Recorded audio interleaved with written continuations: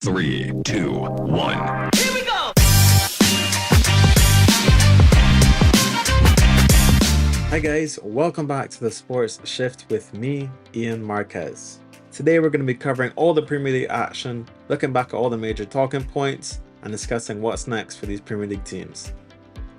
So let's get started with our Week 12 recap. Well, it was an exciting weekend of games, quite a few upsets, some big results that we weren't expecting. Let's get into it. So starting with the first game, Chelsea held on to a 2-1 victory, Leicester scoring a late consolation goal from a penalty. You know, Andrew Ayew loves a late goal. Chelsea quietly progressing, putting together a streak of wins. They look quite comfortable. They seem to have found a pretty consistent starting 11 now under Maresca. Cole Palmer has actually gone a little bit quiet a few weeks. I guess in this role he hasn't had too many chances. Arsenal back to winning ways with a 3-0 win against Forest. They are trying to climb and close the gap against Liverpool, although it's going to be a tough ask throughout the rest of the season. Aston Villa with a surprise 2-2 draw at home to Crystal Palace. Ismaila Sarr taking control of that game on the counter-attack. Crystal Palace could have scored more, but in the end Aston Villa were able to rescue a 2-2 draw through a late goal from Ross Barkley coming from a corner. Aston Villa will now be focusing on Champions League this week against Juventus, and then a big game against Chelsea on the weekend. So tough little run fixtures for Aston Villa that they'll need to pull through. Bournemouth suffered a defeat at home to the hands of Brighton. João Pedro once again at the hands of everything good for Brighton these days. A 2-1 win. Bournemouth also scoring late to put a little pressure on Brighton, but it was too late for anything to happen. João Pedro with a goal and an assist. That link up between João Pedro, Danny Welbeck, even Rotor. Brighton just look really good, man. They're playing some really good football. Those goals have been insane. João Pedro's assist to Mitoma was just, it was beautiful to watch, man. Another bit of a surprise here, Everton at home to Brentford, and the only 0-0 draw of the weekend. You know, we don't see too many 0-0 draws these days. Everton have slowly but surely became a solid and resolute defense. You know, that's Sean Dyche's motto. Brentford did have some chances, as did Everton, but in the end no one was able to find the back of the net. Everton traveled to Old Trafford this weekend. I'll keep my eye on that game for you guys. Fulham at home to Wolves. Wolves have been struggling to put together a run of games, but they have back-to-back wins for the first time this season. A 4-1 win to Wolves. Matheus Cunha running the show for Wolves once again. He needs to stay fit and stay healthy, because once he's on the field, anything can happen. He's looked amazing. Another rocket goal for him this week. He has just been on fire, man. Manchester City, once more, unable to overcome Spurs. We're in their 5th loss in a row, 3rd loss in a row in Premier League games. Uncharted territory for Pep Guardiola. Where does he go now? Because he has no Rodri for the rest of the season. He has to find a way. After watching him at the games, you'd say that maybe it's just the lack of legs in midfield. Kyle Walker has never been great at reading the game, but his pace used to allow him to recover. However, his pace is not what it once was, and we're starting to see some frailties in that defense. And they play a very massive game against Liverpool this weekend. If Liverpool win that, they might already be too far ahead to catch. Meanwhile, Spurs, a very up and down season, so inconsistent, but we know they like to step it up against Man City. James Maddison with 2 goals on his birthday. We'll talk a little bit more about this game in a bit, but Spurs, man, never a dull day when Spurs are involved. Never a dull day when Spurs are involved. Southampton keeping Liverpool on their toes. Liverpool late through Mo Salah penalty, prevailing to win 3-2 and increase the gap at the top. Southampton had a few chances and ended up shooting themselves in the foot, giving away 2 very soft goals to Liverpool. They've done it so much this season, and it's no wonder that they are in the position they are in, because they're always the ones that they always beat themselves, you know? Like, it's very disappointing to see, because they do have a little bit of a talent. They did score some good goals, but the Premier League teams are ruthless. They have to stop giving away such easy chances, or they'll find themselves in trouble at the end of the season. Ipswich hosting the new look Manchester United under Ruben Amorim. Manchester United off to a flying start, scoring within the first 2 minutes. Link up between Bruno and Ahmad driving on the field before a perfectly placed cross for Marcus Rashford. Although later on in the game, Manchester United struggled to create. You could see Amorim wasn't too happy with how his tactics were being implemented. Some would say that's probably due to personnel. But Ipswich started to gain confidence, started to create chances. And eventually, Omari Hutchinson scored a beautiful curler into the far corner. I know it did take a slight deflection, but it was still a peach of a goal.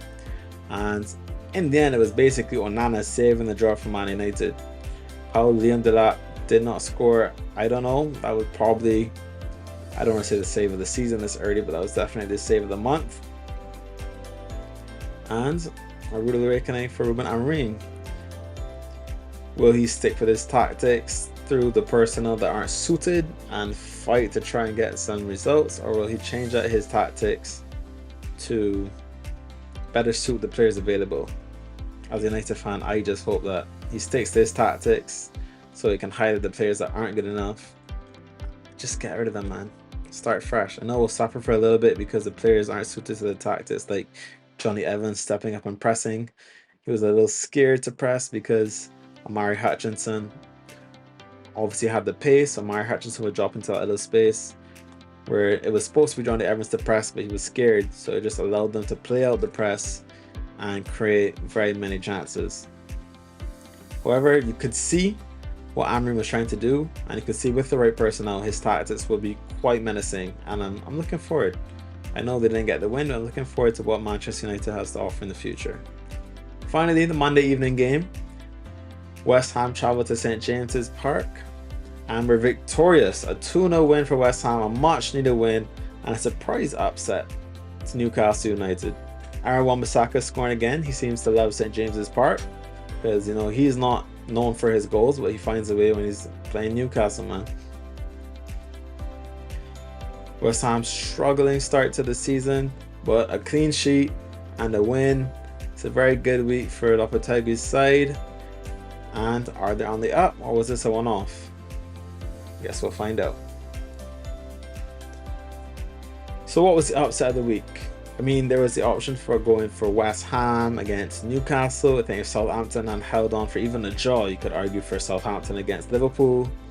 I know Ipswich held United to a draw, but they're still finding their feet. So I think the biggest upset has got to be Manchester City versus Tottenham Hotspur. It's got to be Manchester City versus Spurs. If it was just a 1-0 or 2-0 where Man City dominated and Spurs barely found a way to win, you could argue a different game. But this was just a thrashing, man. James Maddison on his birthday with 2 early goals to gain control of the game. But then Man City just never seemed to step it up, never seemed to create.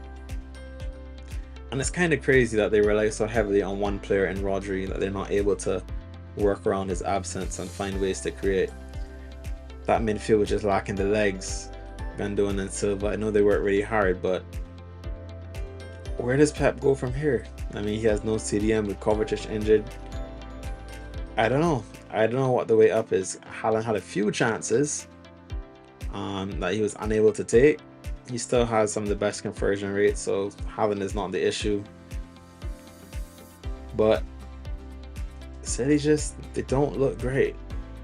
And if they don't fix it, is it too early to talk about them dropping out the top 4? I don't know if the rest of the teams are ruthless enough to catch them, but I don't know where City go. When next are they going to get their win, man? So now what is the goal of the week? I mean, this weekend we saw some insane goals. I already mentioned one. Matheus Cunha, he had a really good assist. for João Gomez, but his goal, man, fighting for it. Finally was able to play a 1-2, gain control, and just turn and hit it. That confidence was insane, and it was a gem of a goal. Next, Saka. With his typical cut-in finish, he's back in fine form. I don't know if he's fully fit. Is he ever fully fit?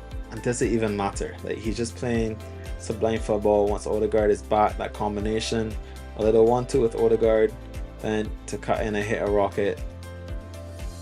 He's back, man. Saka is back. Thomas Partey. One of the rarest times he did not start a game for Arsenal, but he came off the bench. One touch with a pass from Saka, one touch and finish far post. It was a typical Partey goal. He's done that so many times, usually to the near post. Over this time he went far post. It was a very controlled finish and strong contender for goal of the week. Finally, against Man United, Omari Hutchinson. He's been playing well, man. He's been in fine form. He was strong against in the win against Spurs this week. Given too much space, as I told you, they've not been getting any pressure. They were scared of his pace, so they were backing off. He cuts in and hits an insane curve at far post. It did come off Mazraoui's head, but it was still a beautiful shot. Would it have scored against Onana? I don't know. But in the end, it was a great goal. So let me know who you guys think is the goal of the week. I think I'd have to go for Cunha again, man. So who was your player of the week? There are so many great performances this week. So many players carrying their teams to victory. So let's take a look at a few of the contenders. Mo Salah. 2 huge goals to pull out what would have been a very big upset against Southampton.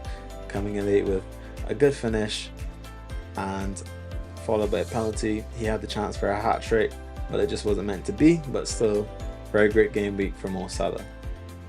Then you have Bukayo Saka, 2 goals and an assist. I mean, what more can you ask for? Playing a part in every goal, leading his team back to victory. Great week for Bukayo Saka. João Pedro, wants more of the goal and an assist. Everything good Brighton have to offer has been going through him. He's been in all the best areas. And Brighton are going on a run, man, and it's all due to João Pedro. And then finally, Matheus Cunha. He's been in fine form, scoring all the goals, and Wolves really been relying on him to get those wins. So let me know who you think is the player of the week. If I had to choose, I know Saka had the better stats, but I would go, because of the situation, I'd probably go with Mo Salah. It was a much needed win to maintain that gap, and he dug it out whenever in need. You know you can always rely on him. For me, Mo Salah is the player of the week. Team of the week? Well, it's easy. Spurs. A dominant performance against champions Man City. Man City, I know they had a higher possession, but they were in meaningless areas. Spurs were ruthless whenever they needed. They exploited the space between Kyle Walker and the centre backs. All round a solid performance from Spurs. Everyone doing their job, working hard for the team, and a well-deserved win. 4-0 did not flatter them. So that's going to conclude this week's recap. Thanks so much for watching, and feel free to check out another one of my Premier League videos. See you guys later.